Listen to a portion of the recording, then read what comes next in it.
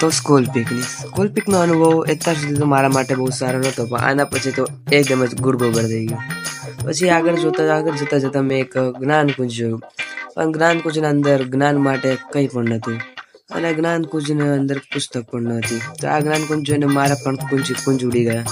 આગળ જોયું તો મેં જોયું કે વાન પડી ગઈ ખાઈને ગંદકી કરવી નહીં, વાન સિવાય કોઈ પણ પડી ગઈ ચાલશે. આગળ મેં જોયું તો કે પૈસાથી ભિખારી થજો પણ કીર્તિના નહીં. પછી ખબર પડી કીર્તિ તો બહુ પૈસાવાળી હતી. પછી આગળ જતાં મેં જોયું કે જે દાડથી છોકરા જોડે કચકચ કરવાનું બંધ કરશે તે દાડથી છોકરાઓ સુધરશે, પણ એ તો થવાનું જ નથી, એ તો બધાને ખબર હતી. તો આ આપણને ઉલ્લુ બનાવવાની કોશિશ કરી હતી.